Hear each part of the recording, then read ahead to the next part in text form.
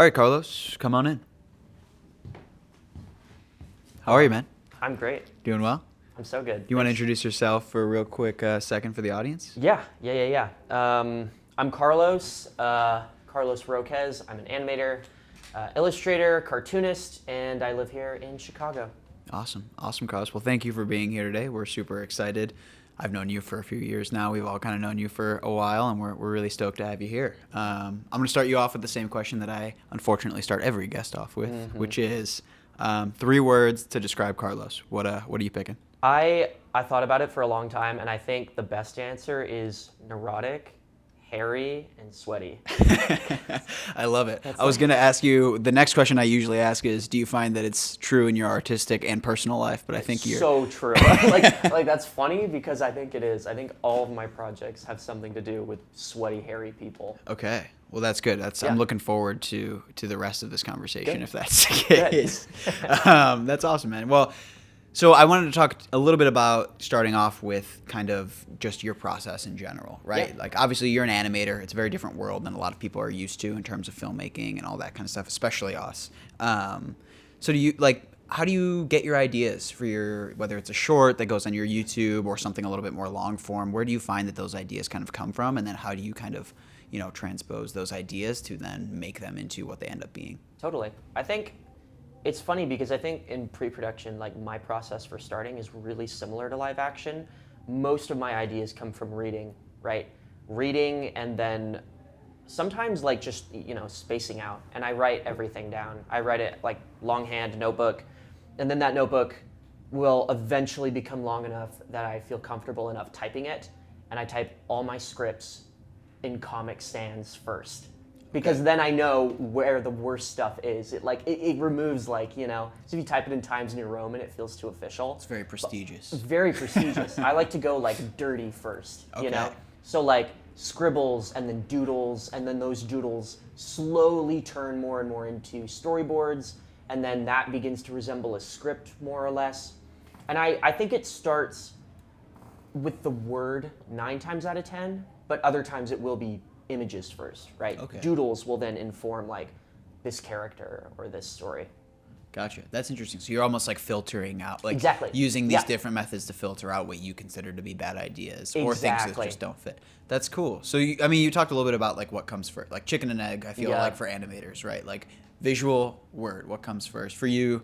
You Bit of saying both. Yeah, both. Totally kind both. of. Do you find that you work better when one comes first compared to the other? I think that's a good point. I think that when it's a written idea first, when it's a story I have, I think it can be a little bit easier for me to create the visuals out of it because there's like there's a bed that's informing it. Like there's a concrete structure that's like, this character acts this way. Yeah. What would that character dress like, right?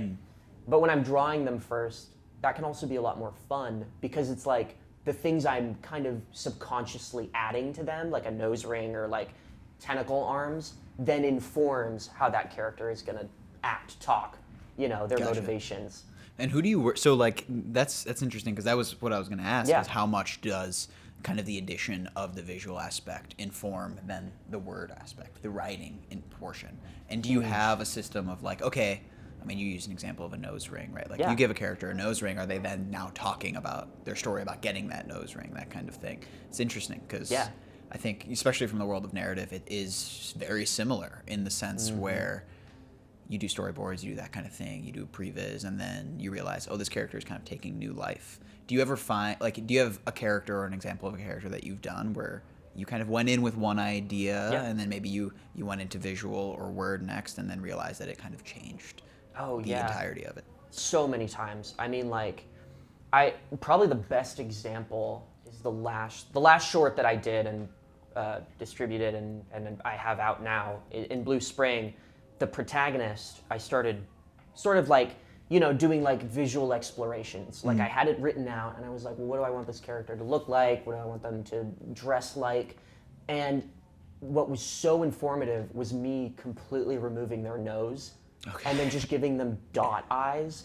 Because I just was like, every other character looks pretty naturalistic. Nose, mouth, big white eyes with the black dots in them. But for the protagonist, I was like, I want to be able to like mold them in the animation in any way I want. And to do that, I made them very simple. Like they're a smiley face. Yeah. And That's cool. It's a funny change, but you're like, when you're in like the animation, zone, and you're like, I really want to push it, you can, because they lend themselves to it. Right. And it's easier. That's interesting too, because I mean, I think that I've always, and one thing that I wanted to ask you about today is like when you are looking at a character, right? When you're drawing a character, when you're, animating in any really step of it, I can't help but think about the narrative process and think about such a huge part of casting and such a huge part of directing are those facial features, right? That's why Tom Hardy has the career he has, and Anne Hathaway has the career she has, right? Like that's a huge part of it. Do you find that like when you're drawing and when you're developing these characters, like those have to be things that are going through your mind, right? Or yeah. And I use a ton of inspiration. Like I'm always like looking up faces because I want to like steal one part of a person's personality, right? Yeah. Because that stuff is so like it's natural, right? They can't control it, but it's fun to like use it as like a piece of the puzzle. Like I love Nicolas Cage's hairline. It's so perfect. Yeah. Especially like mid-era where he was like kind of balding, but he was embracing it. Like that says so much about a character. And it just like it's kind of an innocuous thing, but like then you draw it and you're like, I know exactly the kind of schlub that dude is. Yeah. Do you ever find that you're almost like recreating people that you know, even if it's like subconsciously? All the time. All the time. So much of like the people I create, I think, are informed by others. Not like necessarily like, I mean, as a writer, right? Like there's some of yourself in there. There's some of like your 4th grade teacher, that kind of thing. Yeah. Right. Yeah. No, that's awesome. Do you ever like? You said a lot of your inspiration to kind of go back to that, the process side of things, right? Like comes from literature and whatnot. And I'm very similar in that way too. So I'm interested to hear from somebody who's like-minded in that case. Like, do you have specific authors or specific genres that you kind of gravitate towards that end up benefiting your animated projects? Is it animation or is it something completely separate? Oh my God, absolutely. Fiction all the way. Like Tolstoy, Melville, even like Salman Rushdie, like just so many brilliant fiction authors. Like I'll find one of their works, like I think when I delve into the writing, I'm really worried about the prose. I'm so worried that it looks good on the page. And I'll just, I'll be reading like Brothers Karamazov and I'm like, oh, I'm never gonna write this good. But if I can get some inspiration and how to make it, the rhythm work, then I'm like, great. Like, I mean, Hemingway is such an easy example. Yeah. So simple. Definitely. Such great rhythm. And I'm always in the shadow of that. Yeah. But, you try. Like, you steal from where you can find it. Definitely. And at what point, because I know for me, there is a point kind of in my process where I almost have to, like, abandon that, right? Exactly. Where, like, it informs so much early on, and then I'm like, okay, this is the point where whether I like it or not, it kind of has to be me. Like, do you find that that's similar to you too? Yeah, it all eventually fades away. I mean, even like naturally, I think that like the more time you put into it, you just can't help but add more and more of yourself into it until you're like, it kind of is just like switching the dials on like a key lock, and then it just opens when you've reached a point where you're like, this is fully my baby. Like it's just morphed into like its own creature now. Yeah. That's interesting. That's a good analogy. I'd never like really had thought about it, but yeah, key lock is. Right. I just made that up. You know, like I'm just a real writer. Well, it brings up like something for me too is, so you talk about like it's your baby, right? Yeah. You're at the point where you're willing to release it into the world. Like you personally, are you somebody? Do you watch your own work? Do you go back and watch it? What is your kind of perspective on that? Never. And I am really bad about that. Yeah. I cannot, legitimately, I cannot watch it in the theater. I have to either leave the room, and my girlfriend can attest to this, I cover my ears and eyes and look down. Literally at DePaul, the premiere, I was covering my face, and like occasionally I would look up to see if it was over. I get so embarrassed. Yeah. I don't know why. I can't do it. It's so bad. That's. I was hoping you were gonna say that. Really? I'm the exact same way. I was very thankful to not actually screen at that event. So, I can only imagine. I totally get that too, because you're like, you're like, okay, I've put so much work into this. I really wish I could put it in a hole and then just like, like it could like seep through and everyone would know it's great, but like not judge me. Yeah, like I wish I could like filter it where it's like Yes. everybody else can see it and talk about it. I never have to. I never want to see it. Yeah. Yeah, I never want to have to confront those issues.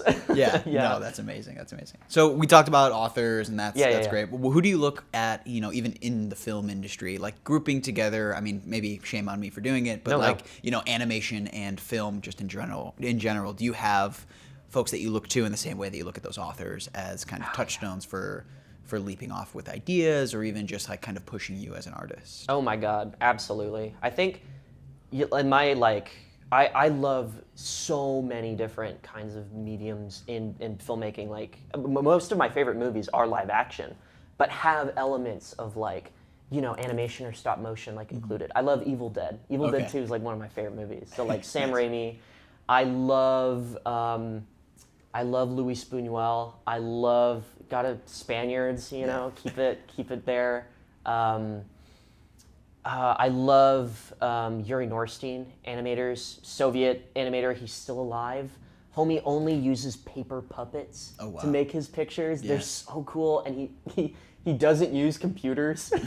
So he's been making the same movie for like 40 years. And I just respect the hell out of that. Yeah. I love Lynch. I'm basic. What can I say? I would say like more contemporary though, like especially animated features. Flow was crazy impressive. Whatever they're doing at DreamWorks, the new Puss in Boots movie, Last Wish, that was so great. Yeah. I mean, that was just like a blast. Like I love the color. I love the, you know, the reduced frame rate and action scenes to make it more punchy, like fun.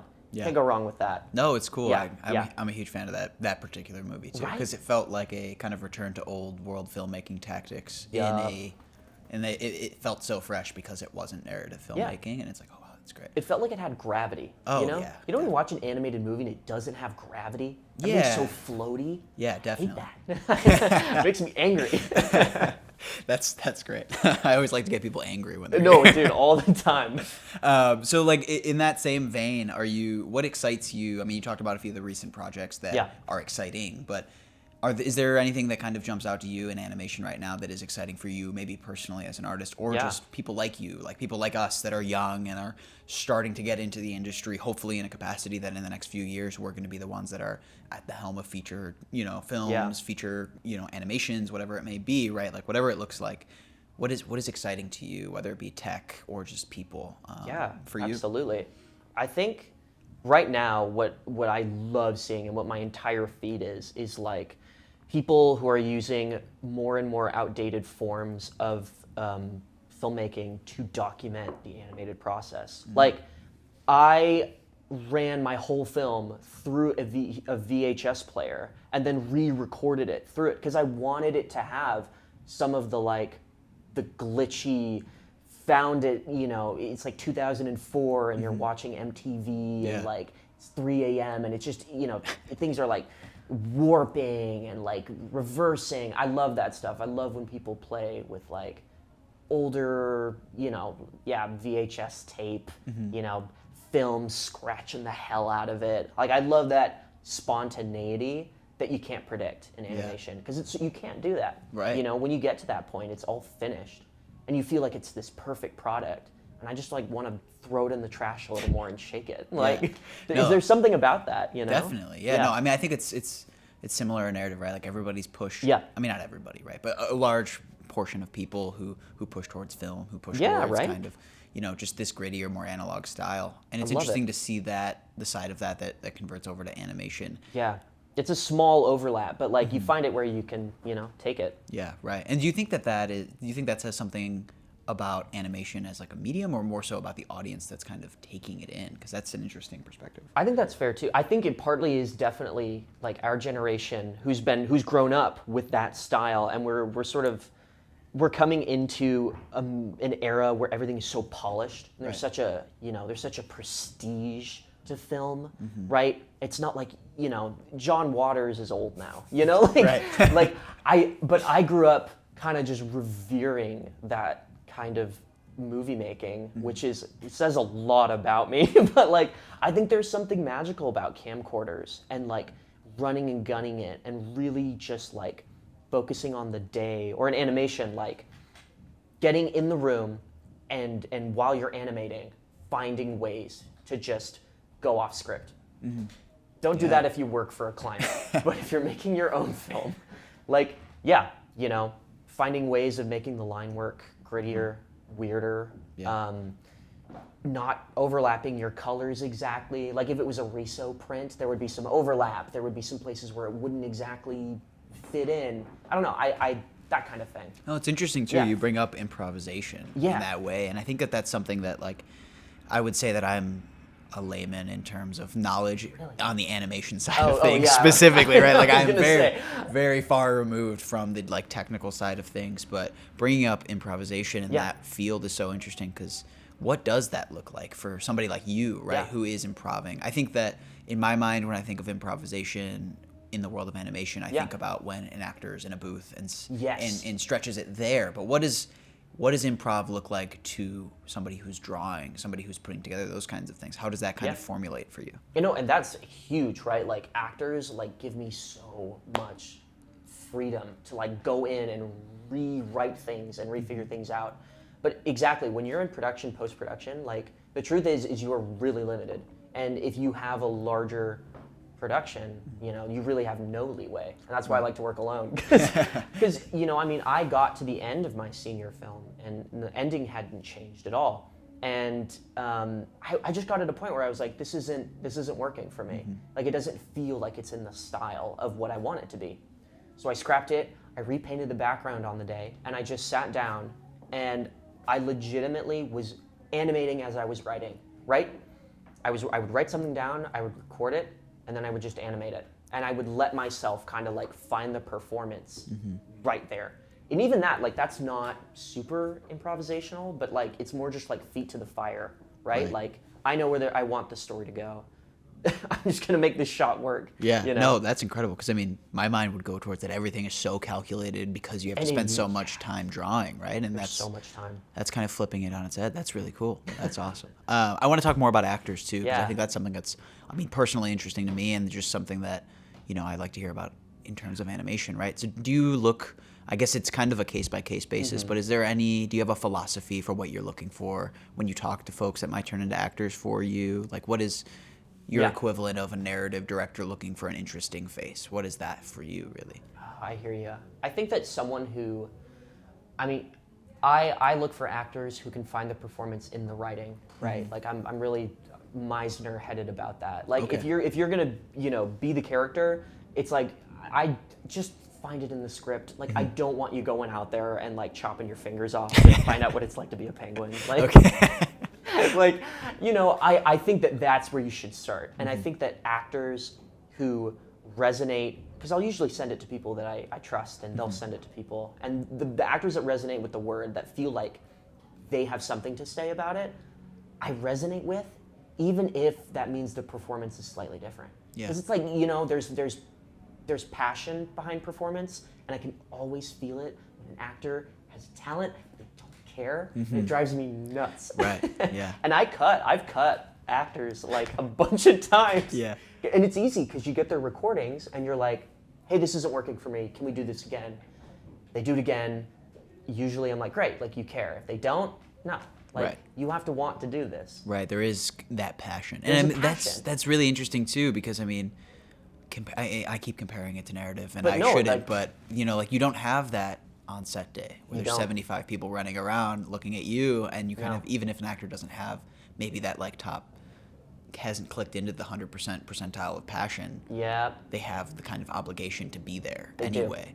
And that's interesting to hear you like give that perspective on animation and all that. Well, that's like the beauty about like live action acting, right? Is no matter what, you are there and you have to lock in. And I think like theater, there's something magical about that, because you have to like, again, like maybe you're not passionate, you have to find it, right? But voice acting, it's so easy to phone in a performance because you're sending it through Zoom or sending it through like WeTransfer, and I get to watch it a week later. And I want to put pressure on actors, Like I want them to go a little bit crazy because I think that's what yields good performances. Yeah, the art pushes the artist, right? Yeah. So like you need that. I'm interested too, like you brought up Zoom, how much of your process is in person versus digital? I think that Yeah. Animation can give the impression that it is an extremely digital medium, but the little I know about some animators is that that's almost the opposite of how some people work, right? Oh my God, yeah. I mean, like, again, like how much time do I spend like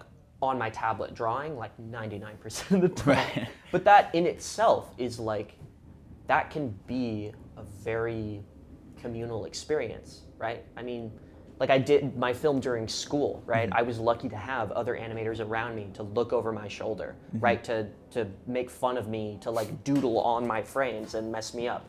And I think that's critical. Like, we are definitely losing that because I mean, who hires a studio full of real people to sit in there all day? Yeah, like, for unfortunately less and less people less now, and less right? people. Yeah. But there is something kind of great about that. And I know Yeah. it's expensive, but like, I don't know, like even having roommates hang out in my bedroom while I was animating just like made it that much more.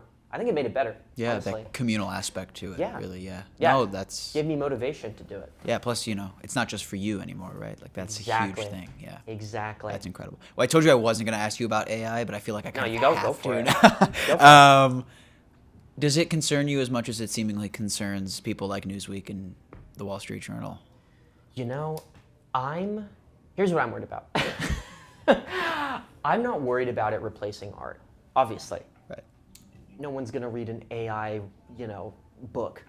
That would be weird, right? There's already enough bad books out there. I totally agree. They're not gonna just immediately go to the worst possible option. I worry about it in terms of what everybody's worried about is a financial bargain, right? Like will it crash the market? Probably. It's a whole ton of investment with very little return. It's not going to yield results. It costs way too much to do.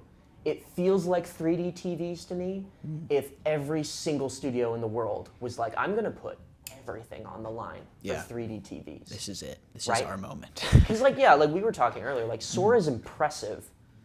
Is it practical? Right? Is it, I don't know, like is it rewarding? Does it yield something better than time and effort and talent can? No. Right. But again, AI for texture mapping for video games, why not? Right. That's so much easier. Like, it does not matter, water physics, right? Wind, especially I think video games is really kind of the natural fit for AI, that, right? technology There's so much component. integration there, right? In terms of like open world, foliage, animals. Right. I think there's experimentation there. Right? Definitely, yeah. I mean, it's interesting too because we were talking like you had mentioned. Our conversation earlier was an interesting one to just be sharing perspectives about where we think it's going. But a lot of the elder folk in the industry have kind of spoken to their usage of it as exactly what you're talking about, as a tool instead of a replacement of people in that sense, right? And yes, I guess Ron Howard can hire a research assistant to do his research for him, but that person hasn't been getting a job for a few decades in Hollywood. So, Literally. So I think in that way it is kind of interesting. But like you said, is it practical? And I don't think we're at the point yet. So it's interesting and kind of encouraging to be hearing other creatives talk about it in that capacity. I do think that we are very quickly approaching the time where it's becoming the boogeyman in our industry of even talking about it, right? Like oh my God, it can be terrifying. 'Cause Yeah. You're like, your job is on the line, legitimately. Yeah. But even just tying it back, like as someone I'm really passionate about spontaneity and texture and grease and things. I will forgive a lot of poorly shot movies because there's something else there in the editing and the writing and the performances. Right. It adds to the experience. And AI is so focused on flattening everything out, being the most concentrated form of perfection that it can be. Yeah. And that just goes against my ethos. There's nothing there that's interesting to me. Yeah, I couldn't agree more. I think it's a search for perfection. Right? Instead of meaning. Exactly. Yeah. Right? No, that's great. No, I love that.